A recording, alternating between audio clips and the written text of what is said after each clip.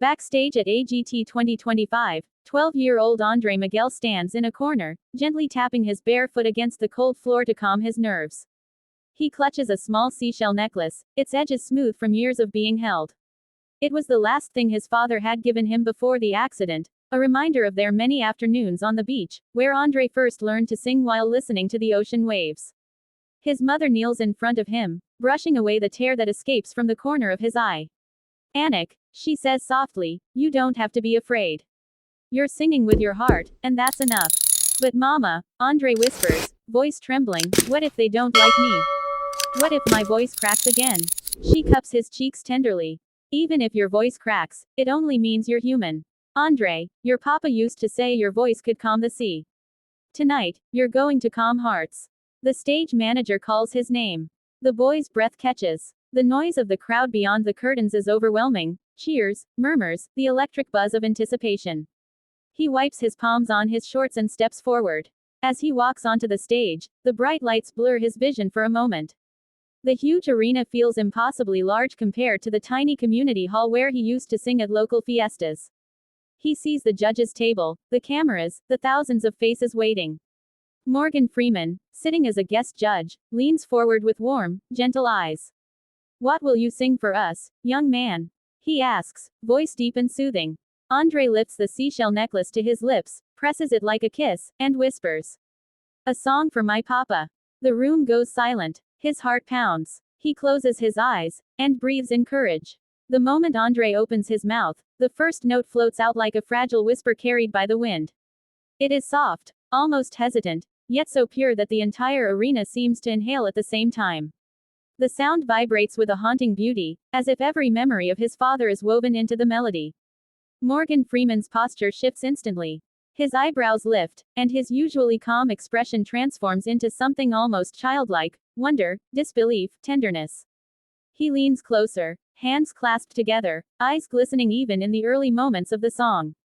Simon Cowell, known for his sharpness and impossible standards, stops writing on his notepad. His head rises slowly, lips parting slightly as he watches the small barefoot boy standing alone in the center of the massive stage. As Andre continues, his voice grows in strength. What began as a whisper rises into a soft, trembling river of emotion, smooth, flowing, but undeniably powerful. The crowd falls completely silent. Not a cough, not a shuffling bag, not a whisper. Only Andre's voice fills the vast space. The melody climbs higher, and Andre's throat tightens with emotion. His voice shakes, not from fear but from the weight of the memory he is carrying. He presses a hand to his chest as if holding his heart in place. Tears shimmer in his eyes, catching the light. Audience members begin wiping their cheeks. One mother in the front row holds her daughter closer. A teenager recording with her phone slowly lowers it, forgetting for a moment about social media. The moment feels sacred. Andre reaches the climax, a long, aching note that wavers but never breaks. Morgan Freeman's lips quiver, and a tear escapes, tracing a slow line down his cheek. "That voice," he whispers. It's as if he's singing a prayer. The final note of Andre's song fades into the air like a feather floating to the ground. There is a breathless stillness, one of those rare moments where time seems to stop because no one wants to break the magic. Then, suddenly, boom, the entire arena erupts into applause. Not polite clapping, not excited cheering. A full, overwhelming standing ovation that lifts the roof of the theater. People shoot to their feet so quickly that chairs slam back in unison. The cheers rise into a wave of sound that crashes through the room. Some are crying loudly, others are shouting, others have their hands over their mouths, stunned by what they just witnessed. The camera crew, trained to stay professional, can't help it. One of them wipes a tear as he zooms in on Andre's quivering face. But Andre, he stands frozen, small and trembling, his eyes blinking in confusion. He doesn't smile. He doesn't celebrate. He just whispers into the microphone, voice cracking with insecurity. I thought maybe no one would like it." The audience reacts instantly, shouting, "No! We loved it!" and "You're amazing!" while clapping even harder. A woman near the front shouts, "You touched our hearts." Another yells, "Your father would be proud." Before Andre can process any of it, something unbelievable happens. Morgan Freeman stands up. Not just stands, but walks slowly, purposefully toward the stage. The entire room falls quiet in shock.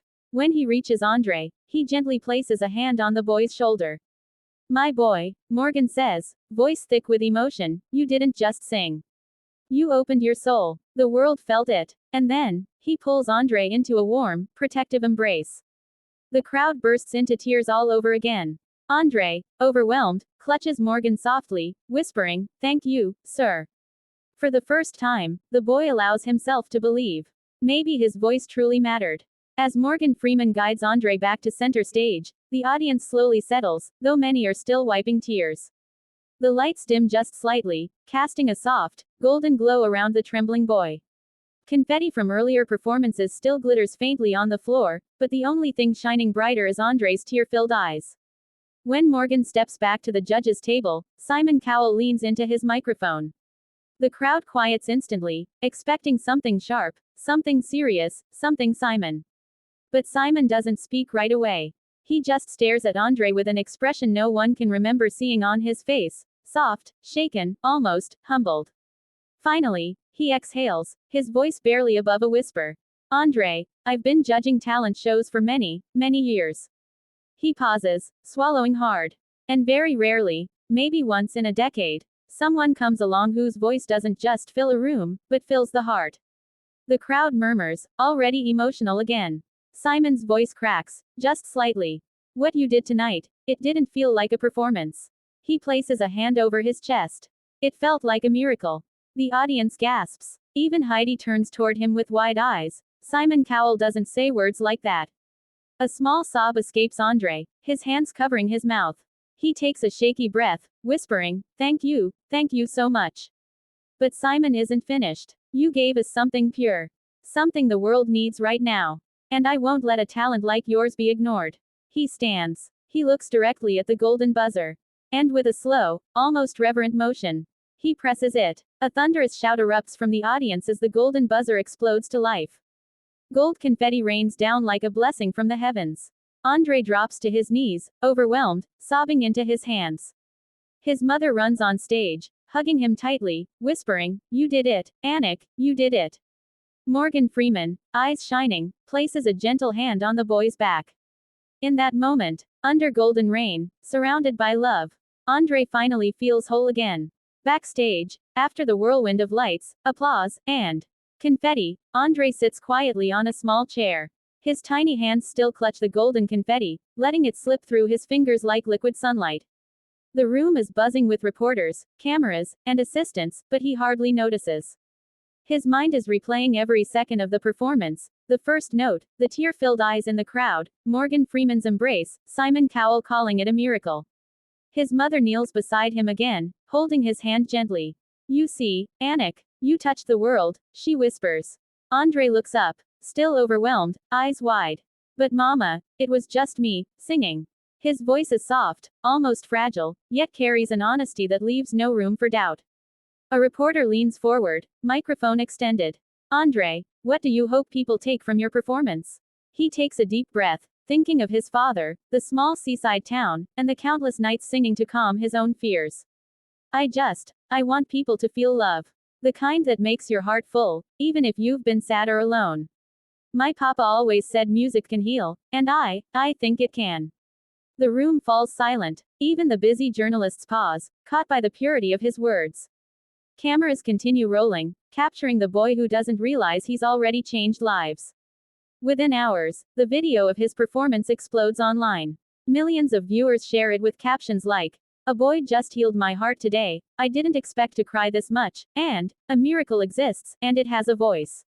Morgan Freeman posts a short message on social media, "I've narrated countless stories, but tonight, a boy from the Philippines told one with his voice. And the world listened." Andre sits quietly, confetti still in his hands, and smiles through tears. For the first time since his father's passing, he feels something he hadn't felt in years. Hope, pride, and the warmth of knowing that love, kindness, and courage can truly change the world.